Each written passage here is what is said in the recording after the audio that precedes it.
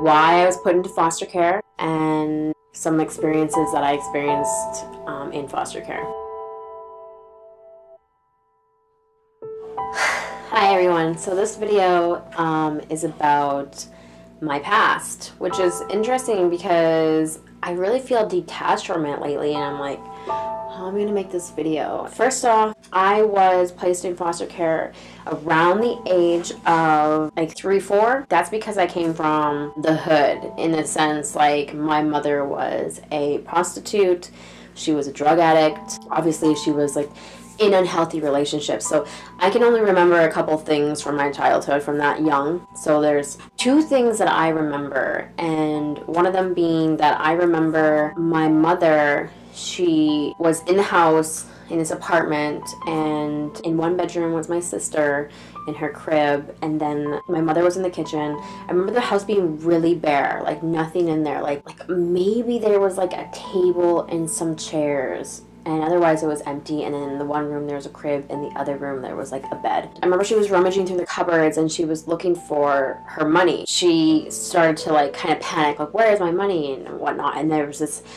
guy there, and he was in the doorway of the one of the rooms, the one with the bed for them, and he was like smirking, like kind of laughing at her. And then she just like lost her shit. She grabbed one of those, you know, one of the wood blocks with the knives and stuff. She grabbed like the largest knife, and he like slammed the door, and then she went to the door and she started screaming and like hitting this knife into the door, saying like, I'm gonna fucking kill you if you don't give me my money. Another memory I had of her was I was visiting, I was in foster care at this time, and I was visiting, and we were going to like 7-Eleven for candy, and then all of a sudden my grandma came. She was running after us, and she's like, you guys, like, go over there, like, get out of here, get out of here. And behind her came my mother. My mother was running, or taking us across the street, like to get us out of there. And my grandma was crossing the street, and my mother caught a hold of her in the middle of the intersection and just grabbed onto her, threw her down to the ground, and was like smashing her head into the pavement, saying like, why are you taking my kids from me? Something was wrong with my mother. I found out later she had some sort of brain issue. I can't recall what it is, but I mean, obviously the drug use and all that kind of stuff. She was just very abusive. I know that later on, I don't recall this, but it was written in my, when you leave foster care, they give you kind of like information that they have on you. And I think this was the situation that really got me put in foster care, was that she was being asked to bring us in to check in on us and her. And one day I came in, it was written that I had came in with her and I had a bruise on my face. They asked her, why does Destiny have this bruise on her face? Like, where did she get it? And my mother openly admitted that she had hit me across the face with a clock because I hadn't read the book properly. She was obviously not there, so I was placed in foster care. Honestly, that was a blessing, because those stories are horrid and horrible, but the stories I kind of heard about what else was going on in my family, my birth family, was, none of it was great. And later on, my sister would actually go to find my family. There was actually 8 of us siblings, supposedly. I've only met a number of them, but there were supposedly more. I know my adopted mom would always tell me, oh yeah, she had another kid, she had another kid. And I only ever met 5 of them, because we were separated from them. Once we were in foster care, we had really no contact with them.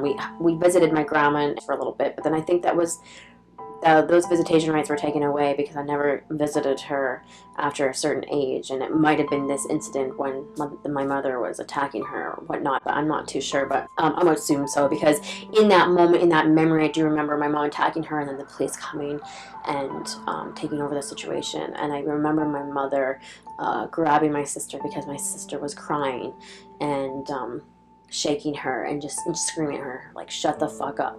So it was crazy where I came from, and I'm very blessed to have not been in there any longer than I already was. And the first memory I really have of the foster care system was this one particular home. I would say that I'm not sure if it's because that they're dealing with so many children, and a lot of them are problem children. They have issues, obviously, because they're coming from these places. It's almost as if they're, by this time that we were there, it felt as if their patience was gone. So I just remember things like them dragging the kids down the hallway by their ear. I do remember in this foster home that I was placed in a room with my sister. We had 2 beds on the floor. And when we would go and visit our grandma, we were given toys, and those toys were taken away from us whenever we come home. So our room was completely bare, and all our toys were put in garbage bags and stuffed up in the closet. I have no idea what that was all about. I just remember that my sister really wanted the toys that we had gotten from our grandma, and somehow she had figured out how to get into the closet and get the bag down, and she opened it up and she grabbed those little watercolor paint palettes with like the green palette and all the different colors of the rainbow, and she painted the wall with the colors. I just remember that memory for some reason. So yeah, I just remember being in that room, very bare, like mattress on the floor. And then I remember that whenever we would get in trouble for talking past our bedtime, so we'd go to bed and it would be me and my sister, of course, we'd be like talking, we would then just be brought out of the room and stuck in 2 separate corners and stand in the corner. And I'm not sure if it was because the corner wasn't working or what it was, but at some point she decided that she would place us outside. So we'd stand outside and in the dark, in the middle of the winter. It didn't matter, like any time of the year, with just our pajamas on and our boots on. And I just really remember the wolves always howling because we were out in the countryside, and my sister just bawling out there, just scared. I think that for her, she took it on like a lot heavier than me. I just remember her being super scared of the wolves and the howling, and that's kind of what I recall at the beginning. But then there was a moment in that foster home where all of a sudden things changed for me, and I want to say it had maybe something to do with the fact that we started to go to school, and I was maybe an excelling student. I want to say that's the reason, but I'm not 100% sure. But suddenly I was taken out of that room and I was given my own room downstairs, and I remember it was so cool, and it looked like their birth child. They had a birth child, and he had a cool room too. So he had a cool room, all like decked out to the nines, and then we were in this room bare with mattresses. But then suddenly I had my own room, and I called it, like in my head, the princess room. It just was so beautiful. The decor was just so amazing. It just, oh my god, it was just amazing compared to especially coming from where I was coming from, and then staying in that room for so long with just the mattress on the floor with all our toys taken away. And then suddenly I'm just like spoiled. I have like a nice little lamp and a nice nightstand and a beautiful headboard, and I had this own room to myself, and my sister didn't get the same. And I remember just all of a sudden being like almost like one of their birth children, and feeling separate from the other foster kids, and feeling almost in a sense better because I was being treated better. I'm not sure. It could have also been that I always have been kind of honestly like better than the children in the foster homes. In a sense, when I say better, I just mean like I treated the parents with respect. I didn't act out. I didn't cause a scene. I did what I was told. I went into school and did good in school. I was very respectful. I was a very well-behaved kid, and I think that mixed with my good grades in school had got me this special treatment at this foster home. I just remember birthdays being awesome and inviting out my friends and getting gifts and stuff, and then just none of that really happening for the rest of the kids except for the birth child. And then I do remember that there was an incident in that foster home where that boy and me suddenly had this kind of attraction, maybe more so him to me because he was older, and there being some sort of like sexual stuff going on. Just like all of a sudden we were playing house and we were kissing, and then there was a moment where we were able to camp out in the backyard and he tried to have sex with me. And it was funny because actually I had at that time, which was quite old, I was wearing diapers still, and I remember this too, that, what do I want to say, my sister was wearing diapers too.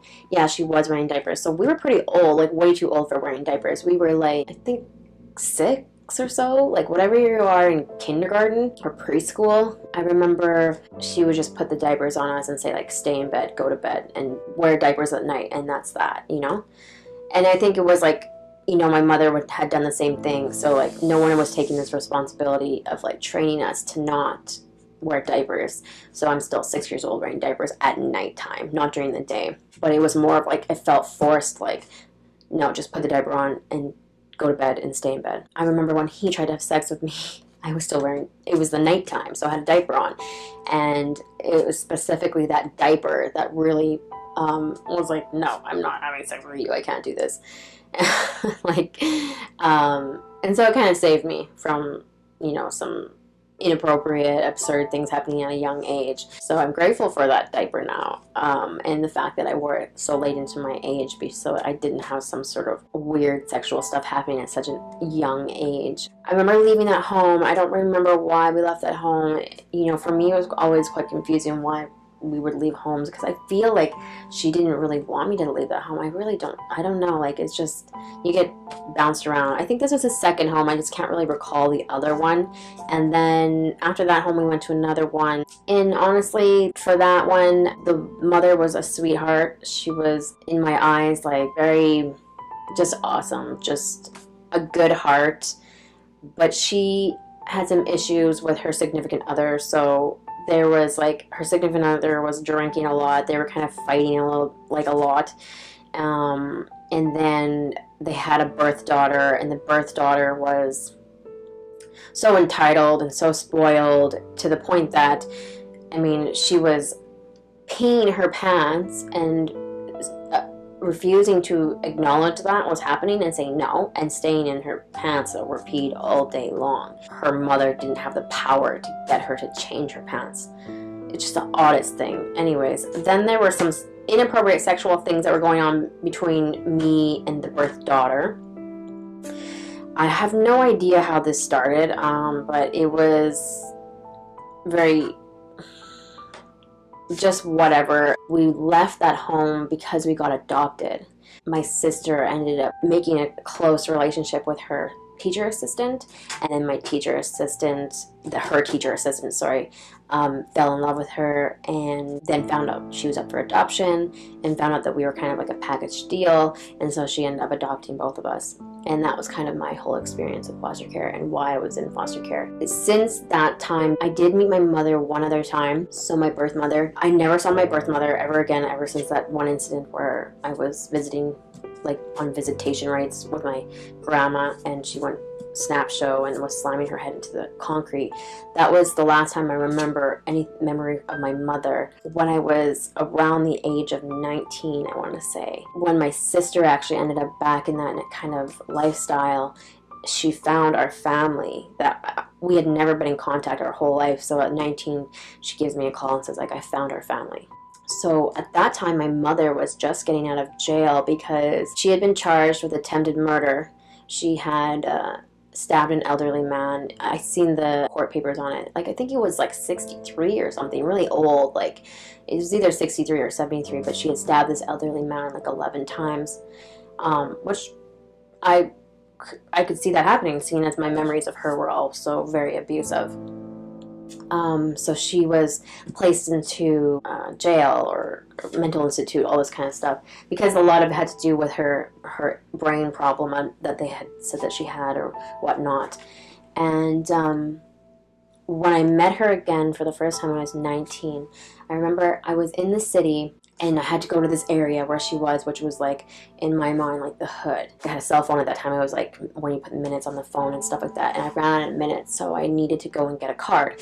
So I parked my car right in front of this house that I was supposed to go in and visit her, and then I walked kind of like around like this school ground, like, or park or something, like right in the middle, and like right across that way was like a store.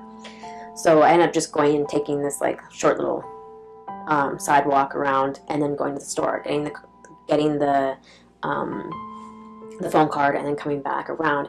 And I remember when I was coming back around, and I remember what I was wearing. It's just the oddest thing, but I was wearing jeans, and I was wearing flats, and I was wearing this, it used to be my favorite sweater. It was a black zip-up sweater with like Adidas. It had like three stripes on the arms, and I was wearing this, and I came around. There was like a bunch of like hoodlums, kind of like looked like they might be prostitutes on the corner there.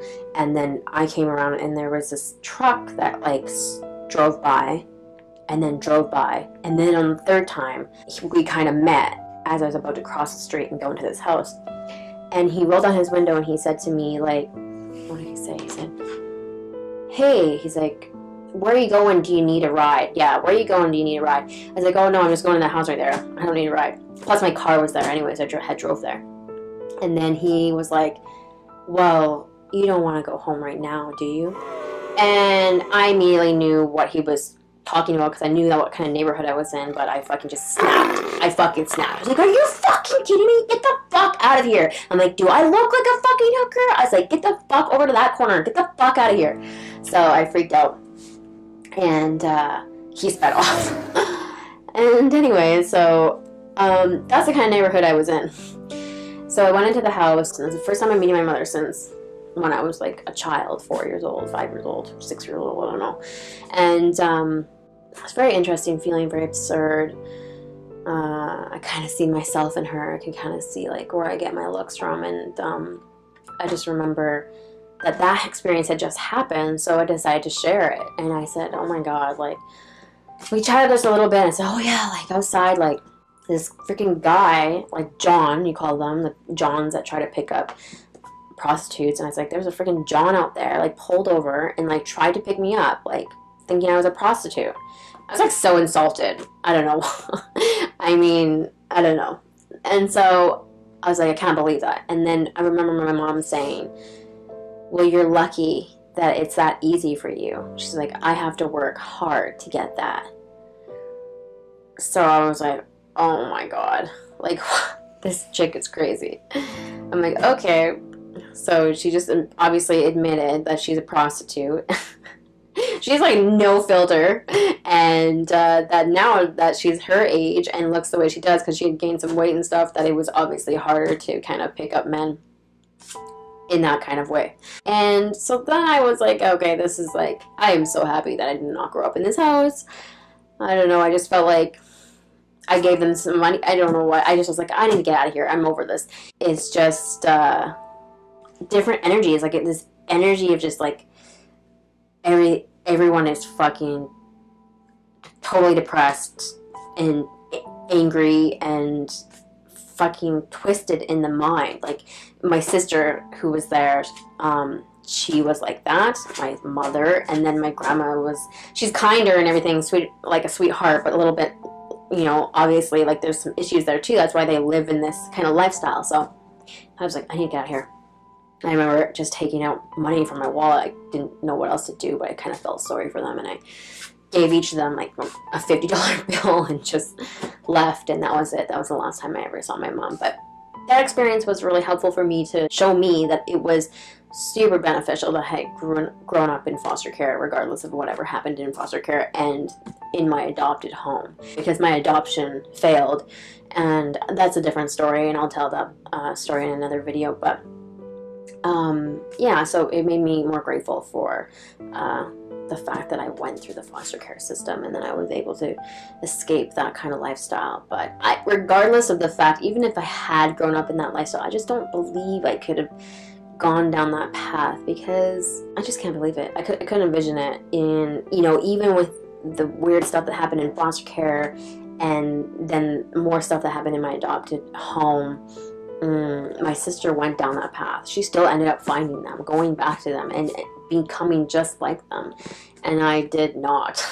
And if you know everything else that happened in my life, you would expect maybe, yeah, that would be the life that I would live, and that's where I would end up. But I fought that tooth and nail, and I'm definitely not in that boat whatsoever. I took a totally different path, and I'm grateful for that. So this is my story about why I was placed in foster care and what my experiences were in foster care. If you have any questions for me, just post them down below. If you like this video, please like and subscribe, because it's the only reason why I make these videos. Otherwise, have yourself a great day. Thank you for listening. Bye.